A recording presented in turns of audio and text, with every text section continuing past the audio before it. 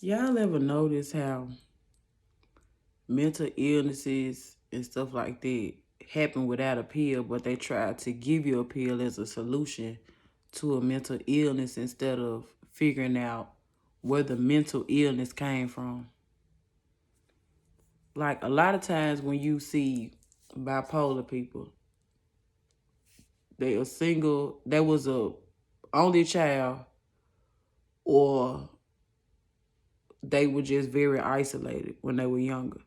So they developed this complex where because they really couldn't express their emotions to nobody or had nobody to talk to or play with, they developed, some of them, most of them developed like an imaginary friend in their head. So they don't know how to balance their emotions. So it's like one minute they upset and they concerned about something. But because they have no one to talk to or turn to, they switch and go back into a kind of like a null mode, a poker face so much to where when they get around people, they put up this facade, like they happy and joyous and things like that. And then a lot of times when you see a lot of people with anxiety, it's because they always had to worry about something. Like it's just something in their life where they always had to be on edge because it was either kind of like a self-esteem issue, or, someone always doubted them, or it was always somebody saying, well, you never gonna do this, you never gonna do this. So now you overthink and you overcompensate and you don't have any boundaries. So it's you kind of juggling between staying cool about a certain situation or, really telling how you feel. And with anxiety, it's just, man, there's something crazy because it's like you can't get your mind to slow down when you got anxiety. Like, it's nowhere in hell that you can get your mind to slow down because you always having to worry about something. You always having to deal with something, like, and it fuck with your memory.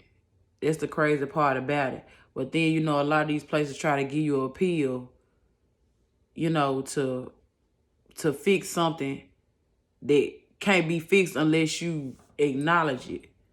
And that's the crazy part about it. Like, it's people never take the time out to try to understand where mental illnesses come from. It can be fixed. But the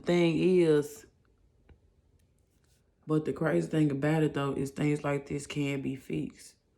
Like it can be fixed. And I'm just going to be honest, a lot of times it don't even require you to even just feel like you got to talk it out.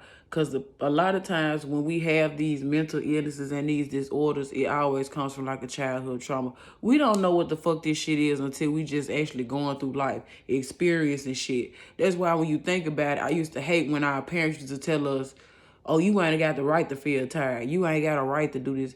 Yes, the fuck I do. Yes, the fuck they do. Yes, they do. Because in each step of your life, in each phase of your life, you going through something. You growing up, so you don't know what the fuck coming is, but you know that at that moment in time, there's something that you going through. It may not be financial because adults are always looking at shit in the financial aspect. You don't have no bills. You ain't got to worry about keeping the lights on. You ain't got to worry about feeding nobody. This it's always having something to do with money, but it never has anything to do with a physical or emotional or mental support.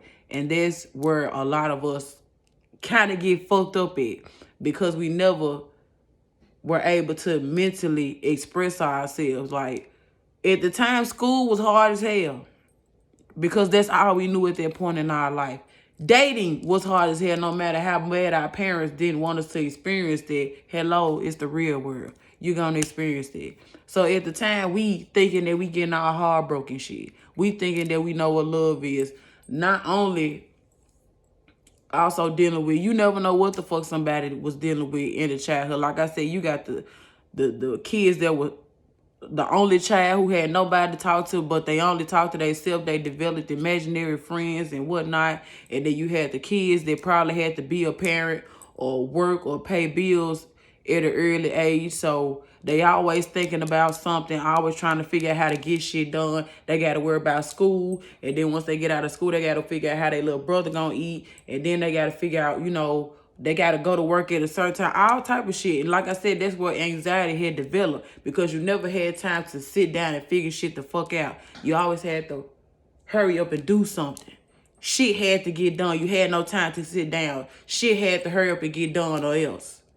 And, you know, depression and shit like that, not being able to express yourself, feeling like everybody gonna shut you out, not having positive people around you to uplift you, to make you feel like, you know, you can do things. And that's the fucked up part about a lot of us as adults. Like, we so torn between not understanding what love is. Like, people are just hitting their 30s and learning how to love.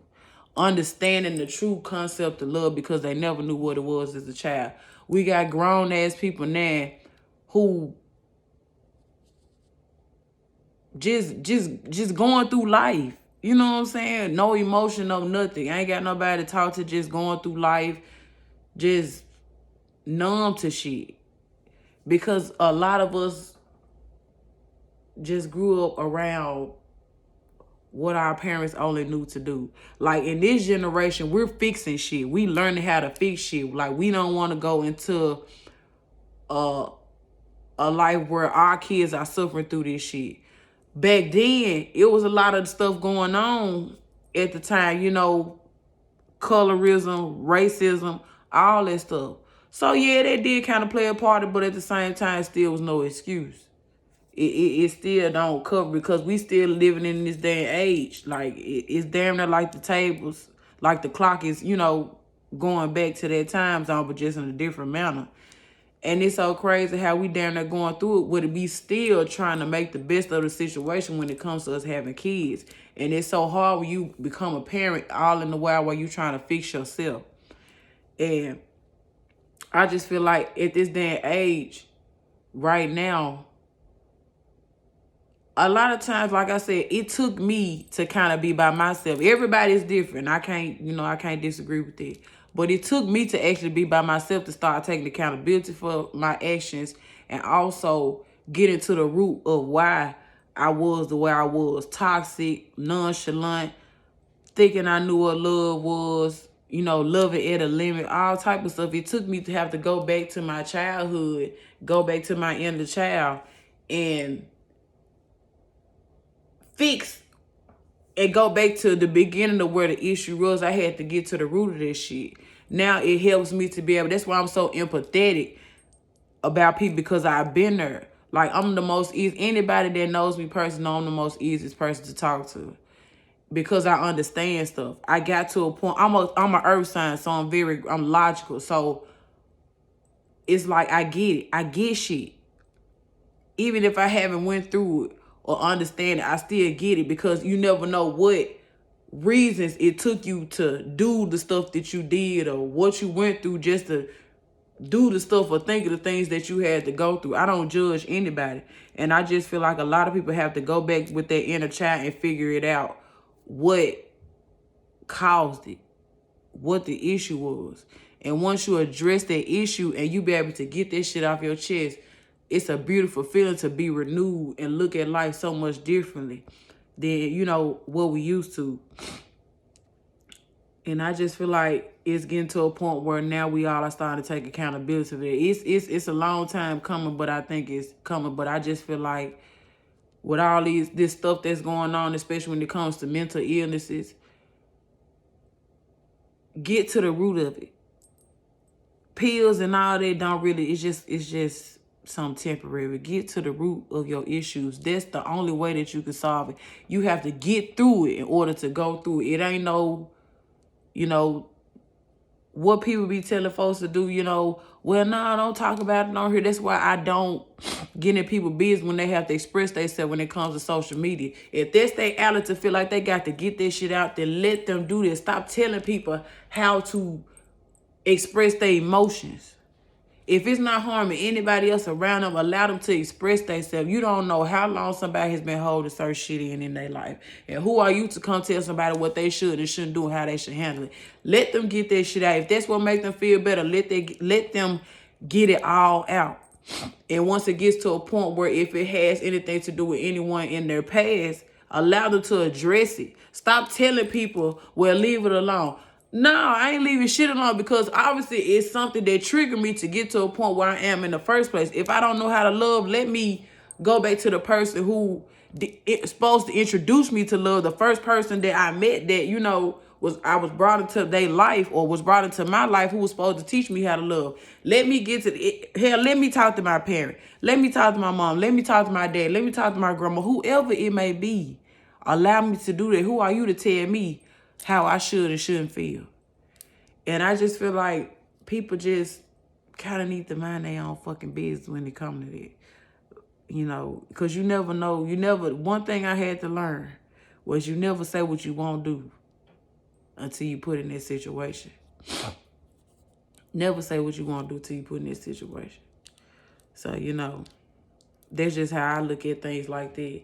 And we just have to be mindful of that. But this was just a quick video, you know, because I had people ask me, because I used to take, you know, a lot of tramadol or whatever, because that's the only thing I knew at the time to cope with my anxiety. So a lot of people was asking me, what was it that just kind of deterred me away from them? And shadow work, I can't preach it enough. That's like the most amazing thing about this journey is shadow work. You have to get to the shadow work. It's a duality. You are yin and yang. You are the devil and you are God. You have to balance out your demons in order to see your angels. You have to do that. It's so important. Like, I promise you, even if you feel like it ain't gonna mean shit to that person, it ain't even about that person. It's about you. Even if you feel like whatever response they may give you, that ain't on you to decide. That ain't on you to be bothered about. You got it out. First and foremost, forgive yourself for allowing it to go on this long to destroy you. And then you still have to forgive that person at the end of the day, because they didn't take the necessary steps that you did in order to forgive and take accountability and be able to grow and elevate from it. So that's just something we have to understand, that people are not us. People will not react how we react. It is only up to us as to how we respond. And that's who shows who has the real power. But I just wanted to make this short video. I will get back to starting my videos on YouTube. So go ahead. This will also be posted on there as well. So like and subscribe. If you have any questions, hell, if you just need somebody to talk to, smoke with, chat with, I'm your girl. Y'all be safe. I love y'all. And again, like and subscribe.